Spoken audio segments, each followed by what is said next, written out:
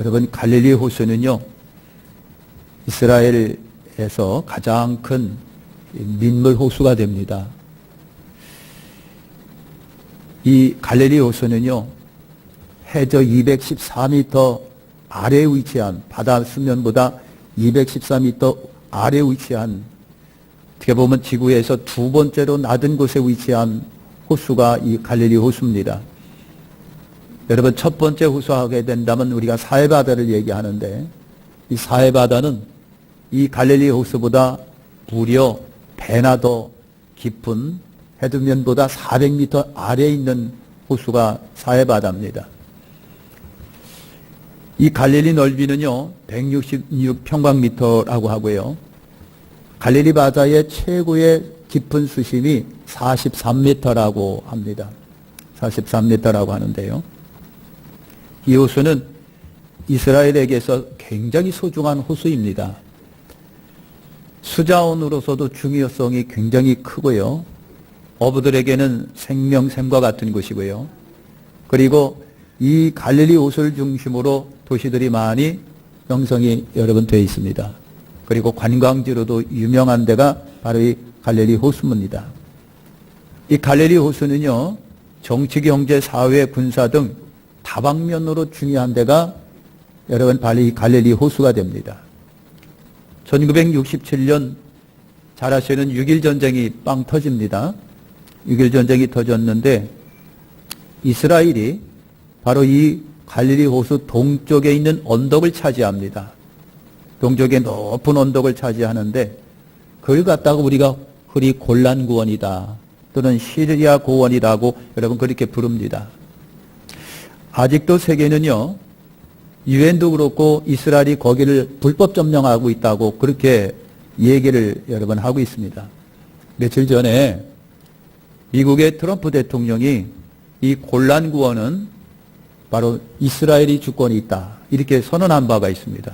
그래서 유엔이 또 난리가 났습니다. 그리고 시리아도 그렇고요, 주변 이슬람권에서는 성토를 굉장히 많이 합니다. 이렇게 이스라엘이 골란 구원을 지금도 여러분 차지하고 있고 절대로 안 돌려주고 있습니다. 왜냐하면 그것이 그렇게 소중하기 때문에 그렇다라고 하는 거예요. 여러분, 이 골란 구원은요, 골란 구원 정상에서 보면 갈릴리 바다가 눈에 환히 들어옵니다.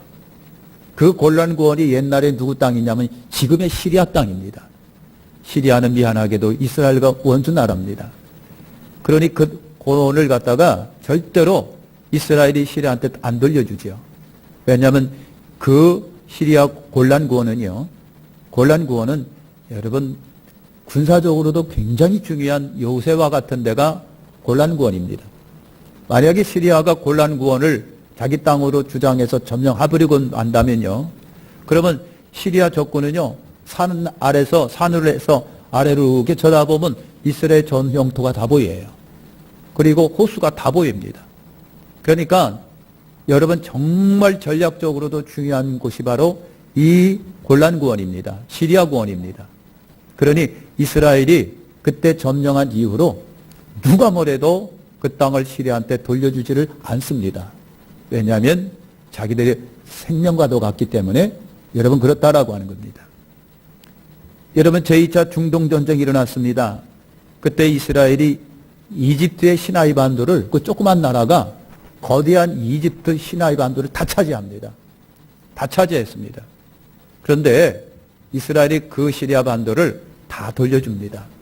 다 돌려줬는데, 그런데 시리아 땅인 이 골란 구원만큼은 지금도 절대로 돌려주지 않지요. 이것은 바로 전략적으로 중요합니다. 그리고 이스라엘을 보호하는 데 중요합니다. 갈릴리 호수를 보호하는 데 굉장히 여러분 중요하다라고 하는 거예요. 이 갈릴리 호수가 그렇게 중요합니다. 그래서 여러분 아시는 것처럼 이스라엘 북쪽에 가면은 여러분 그냥 여기 헤브론 산이라고 하는 그 높은 산이 있습니다. 그 산도 굉장히 중요하기 때문에 이스라엘이 점령해버리고 지금도 절대로 안 돌려주는 땅입니다. 왜 중요하냐면 그 헤브론 산은 수원지입니다. 그래서 만년설이 있는 그 여름 산에서 물들이 끊임없이 내려와서 갈릴리 호수에 여러분 마치 저금통에 저축하듯 모아두고 있거든요. 그러니 그 헬몬산을 이스라엘이 절대로 바벨 저쪽 나라한테 안 돌려주지요. 이스라엘은 살기 위하여 그렇게 전략적으로 중요한 것을 지금도 차지하고 절대로 안 돌려주는 거예요. 여러분, 이 갈릴리 호수가 이스라엘에게서는요, 생명수나 다름이 없다라고 하는 것입니다. 본문은요, 바로 이 갈릴리 호수에서 베드로가 고기를 잡았다라고 말씀을 합니다. 베드로가 여러분 밤새도록 고기를 잡았습니다. 그냥 한 마리도 잡지를 못했더라. 여러분 그랬습니다.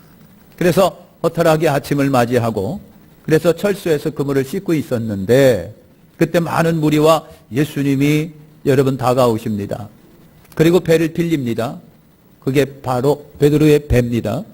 그리고 배에 타시고 많은 사람들에게 말씀을 전하십니다.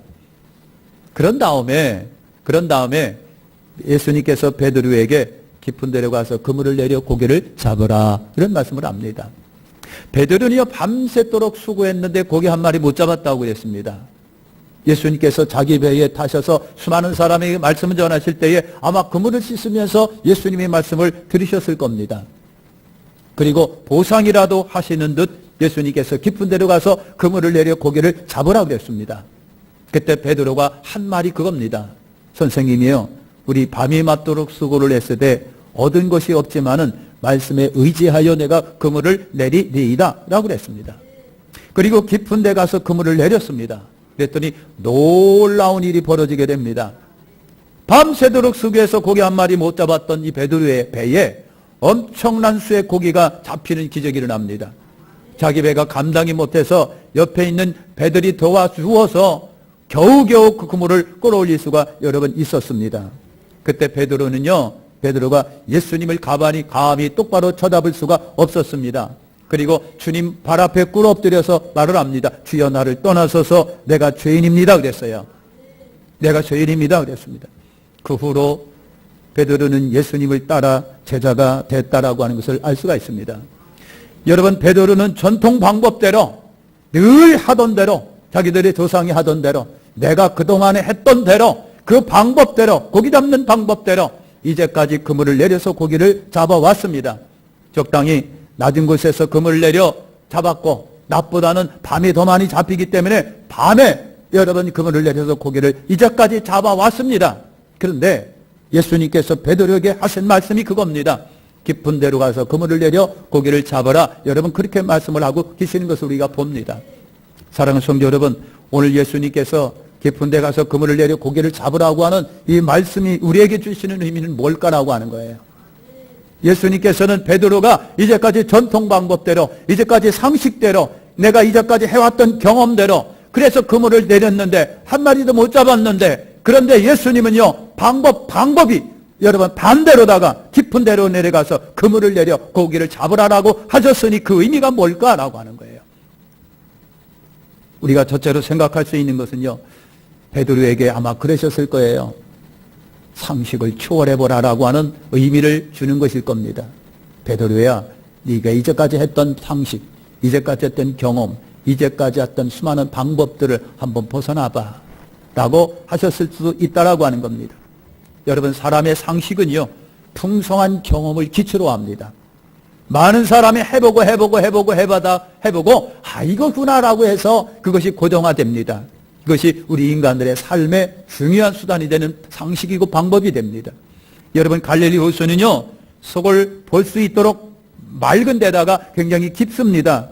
그러기에 상식적으로 밤에 잡고 그리고 얕은 곳에서 잡는다고 하는 것입니다. 이것이 이제까지 내려온 경험이고 상식입니다.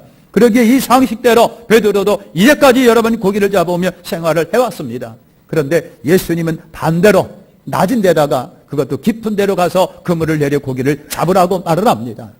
사랑하는 성도 여러분, 사람은요 경험과 상식을 굉장히 중시합니다. 그래서 그 방법에 충실합니다. 그런데 믿음의 세계에서는요 때로는 이 상식들이 무너질 때가 있어요.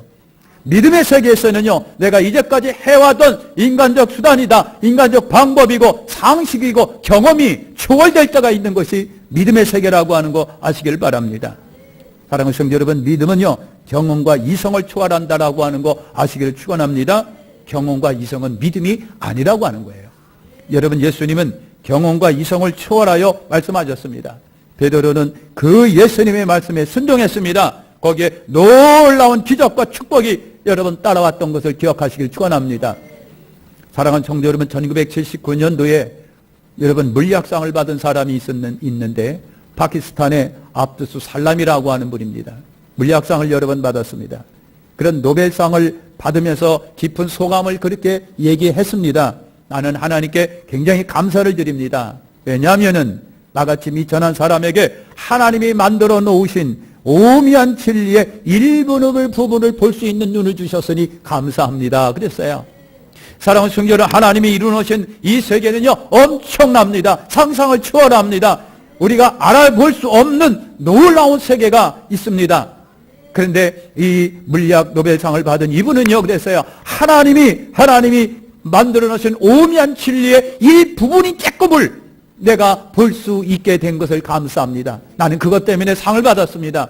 그러니 하나님 얼마나 고맙고 감사한 거냐라고 하는 거예요.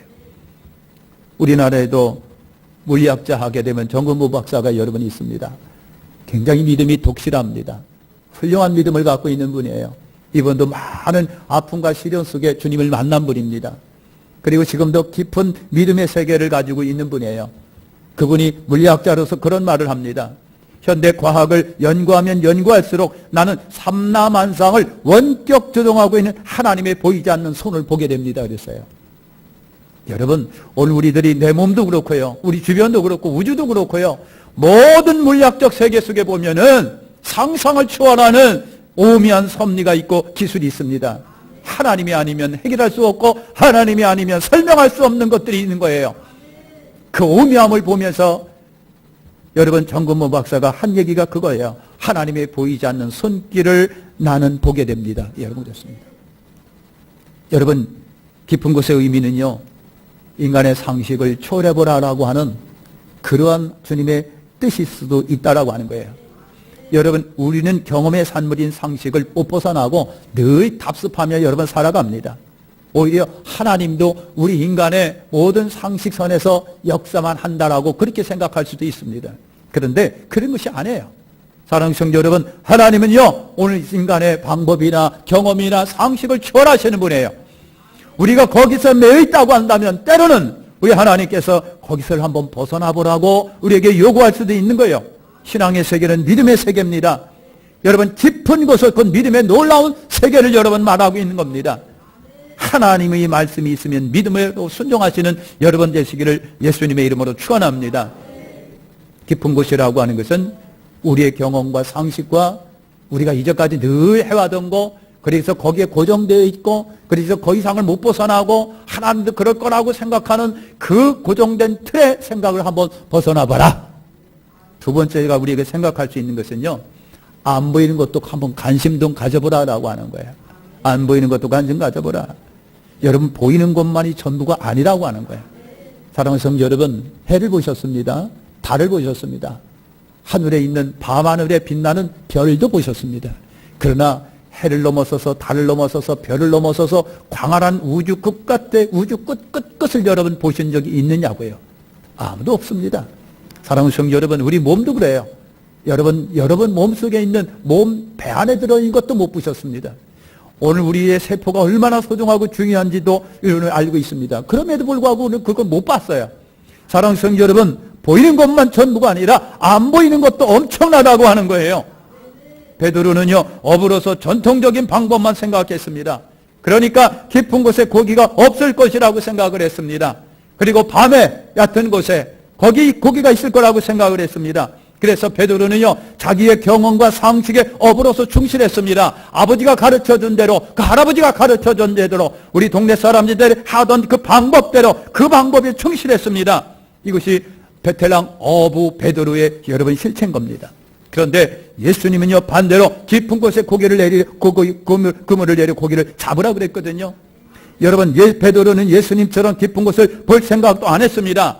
안 보이는 것은 없는 세계이고 그렇기 때문에 존재하지 않는다라고 생각했던 것이 오늘 우리의 세계이기도 합니다. 이것이 자연인들의 한계이기도 하자고 하는 거예요. 그런데 여러분 신앙인들은요 불신자들이라든가 자연인들과 생각이 좀 달라야 한다고 하는 겁니다.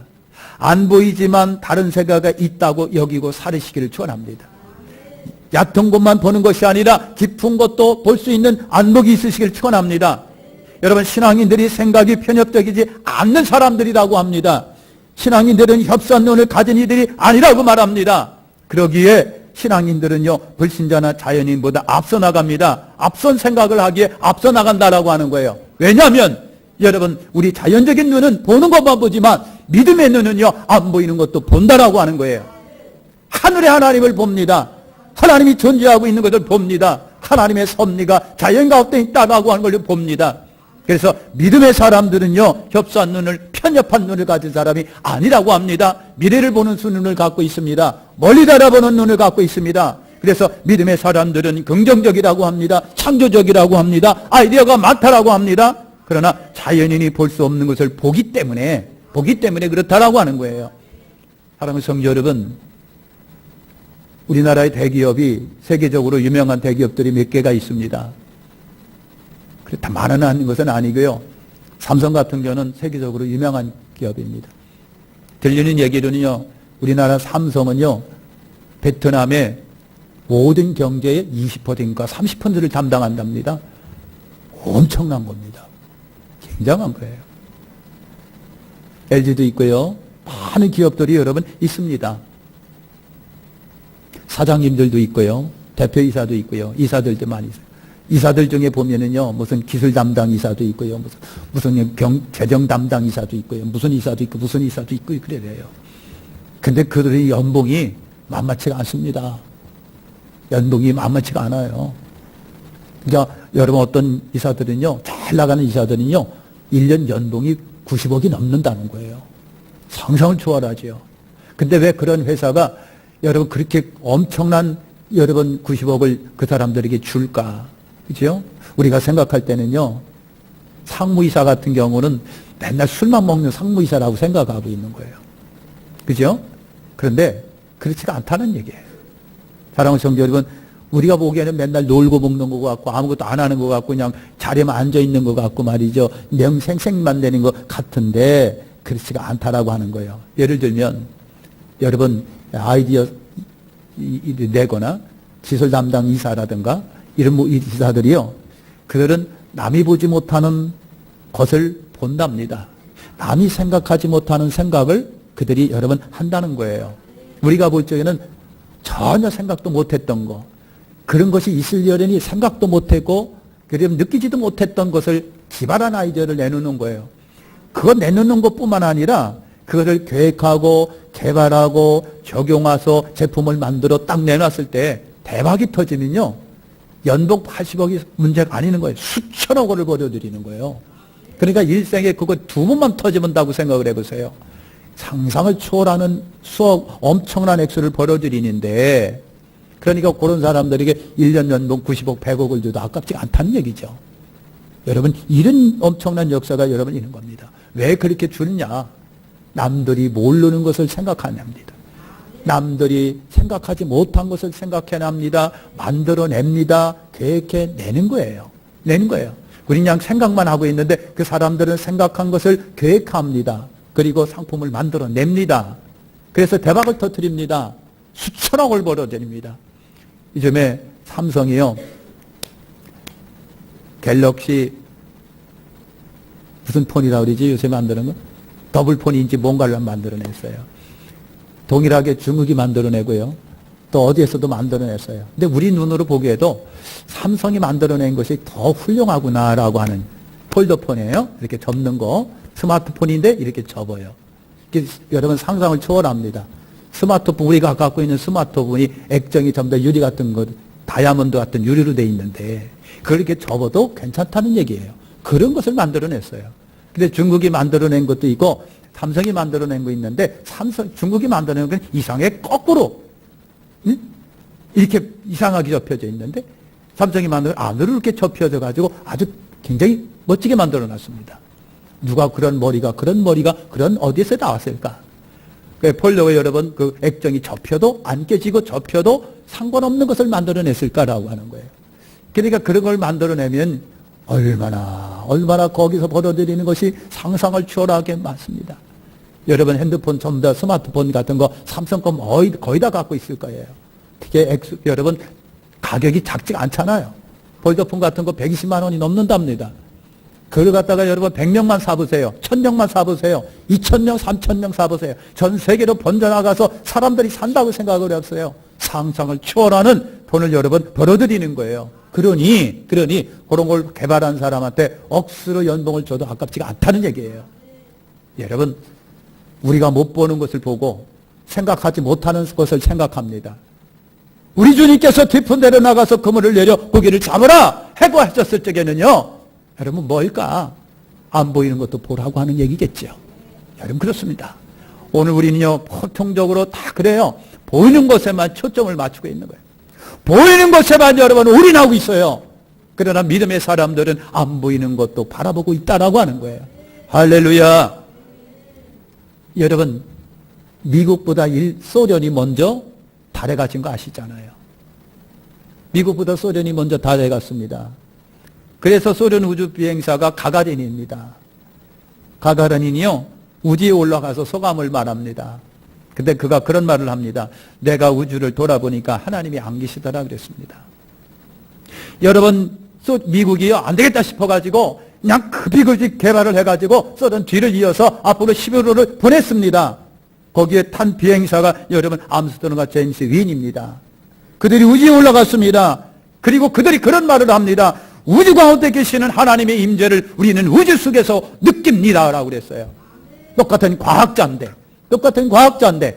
어떤 사람은 전혀 하나님의 임재를 못 느끼고 어떤 사람은 하나님의 임재를 우주 속에서 봅니다. 느낍니다. 왜 그랬을까요?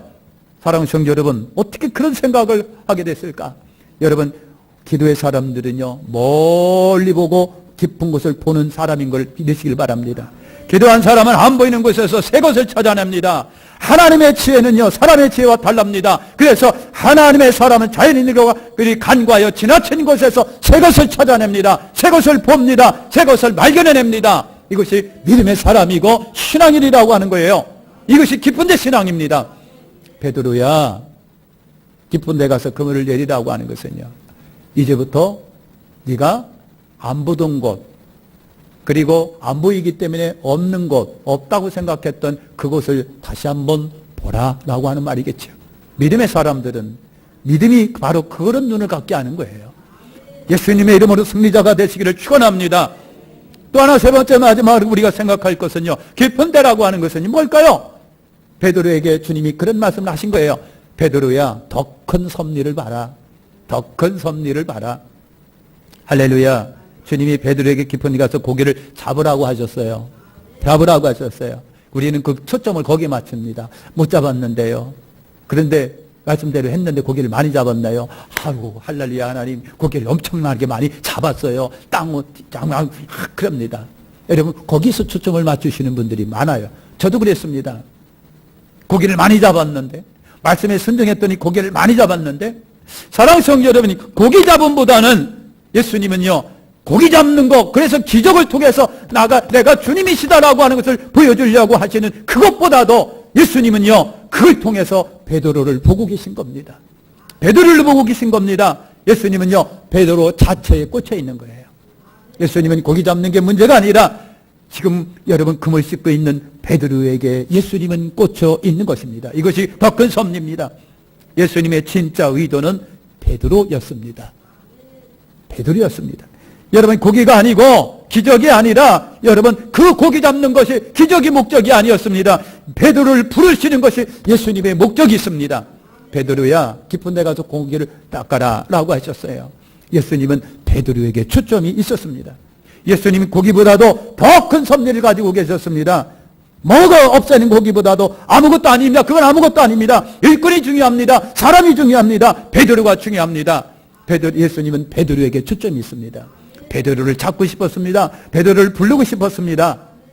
베드로가 필요합니다. 예수님은 그걸 통해서 베드로를 부르신 거예요. 사랑하는 성도 여러분, 베드로는 기적 후에 예수님이 보였습니다. 예수님이 보였습니다.